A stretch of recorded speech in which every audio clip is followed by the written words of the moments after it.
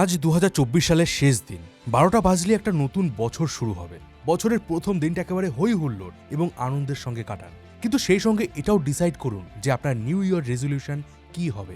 ২০২৫ সালের শেষে আপনি নিজেকে কোথায় দেখতে চান। ২০২৪-এর ভুলগুলোকে অ্যাকসেপ্ট করুন, সেগুলো থেকে শিক্ষা নিন। একই ভুল যাতে ২০২৫-এ রিপিট না হয় সেই ব্যাপারে কনসিয়াস হন, আর নতুন বছরটাকে আরো বেটার করার চেষ্টা করুন। নিজের খারাপ অভ্যাসগুলোকে কুইট করে ভালো দিকগুলোতে বেশি করে এফোর্ট দিন। আপনি যে কোনো প্রোডাক্টিভ কাজ করতে পারেন। স্কিল ডেভেলপমেন্টের উপর জোর দিন, নিজের প্যাশনের উপর খাটুন, কিন্তু কখনো হাল ছেড়ে দেবেন না। ডিসিপ্লিন মেনটেন করলে সাকসেস আসতে বাধ্য। ঠিক যেমনটা ২০২৪ সালের শুরুতে আমি রেজলিউশন নিয়েছিলাম যে আমি সিগারেটের নেশা ছেড়ে দেব, সেই সঙ্গে সোশ্যাল মিডিয়াতে ফালতু টাইম ওয়েস্ট করা কমাবো। আর বছরের শেষ দিনে দাঁড়িয়ে আমি প্রাউডলি বলতে পারি যে আমি সিগারেটের নেশা পুরোপুরি ছাড়তে পেরেছি। ২০২৪ সাল আমাকে শিখিয়েছে হাল ছাড়লে চলবে না বস, চেষ্টা করে যেতে হবে, আর চেষ্টা করলেই তুমি পারবে।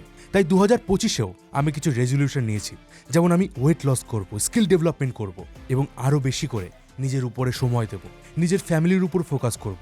যাই হোক, এসব তো হলো আমার ২০২৪-এর সাকসেস এবং ২০২৫-এর রেজলিউশন।